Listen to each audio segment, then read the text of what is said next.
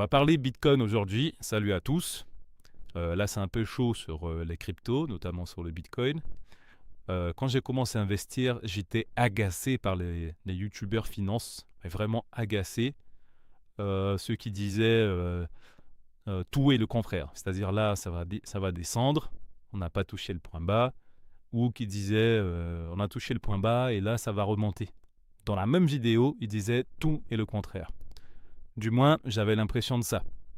Et il y a d'autres youtubeurs qui, au contraire, ont des convictions fortes et vous donnent une seule direction. Avec le temps et l'expérience, écoutez les youtubeurs ou les analystes financiers qui vous diront ça peut baisser et ça peut monter. Parce qu'on parle de scénario.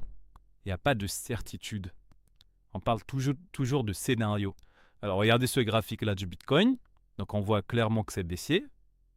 OK. Et je vous montre un autre graphique du Bitcoin. On voit qu'il est aussi. Vous voyez? La seule différence, c'est quoi? C'est l'unité de temps. Là, on est en une bougie par semaine, donc on est vraiment sur un temps long. Et on voit que sur le temps long, il a vraiment une courbe haussière, quoi. OK? Mais sur le moyen court terme, on voit qu'il est baissier. OK? Alors, sur le court terme,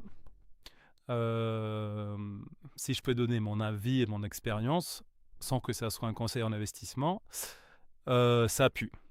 Ça pue. Moi, je pense qu'on peut toucher des plus bas. Vous voyez, surtout que la moyenne mobile 50 ici est toujours en dessous de la moyenne mobile 200. Vous voyez. Là, on a rebondi sur la moyenne mobile 200 et on est redescendu. Pour moi, on est dans un point assez critique. On verra ce que ça donne les jours prochains. J'ai accumulé ici. J'ai accumulé du Bitcoin dans cette zone-là. Et maintenant, j'attends. J'attends voir quel signal on a. Pour moi, on peut aller encore plus bas. Ça m'embêterait un peu. Mais clairement, mais on peut rebondir et aller plus haut. Ce qui me fait pencher aussi pour le scénario de baisse, c'est que vous voyez, ok, on a une reprise à court terme ici, mais on a un gros volume après, on a un gros volume de vente. Vous voyez, donc là vraiment le Bitcoin n'a pas la cote. Pour moi, ça peut descendre encore assez bas, mais si ça casse ce support-là, ça peut descendre très bas. Donc faut en garder sur la pédale.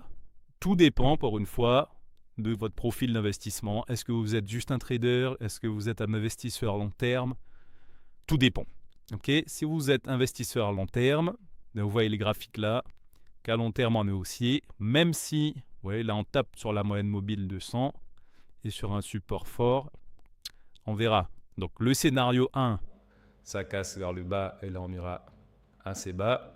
Ça vous permettra d'accumuler si vous êtes des investisseurs long terme. Et si ça rebondit sur la moyenne mobile 200 et sur ce support, soit ça peut partir en range ici et se balader entre la résistance ici et le support, soit recasser, repartir dans un cycle. Un cycle aussi. Bon, l'avenir nous le dira. Restez prudents, c'est votre argent. Et gardez-en sous la pédale pour pouvoir réallouer vos fonds. Allez, ciao, dites-moi ce que vous en pensez en commentaire.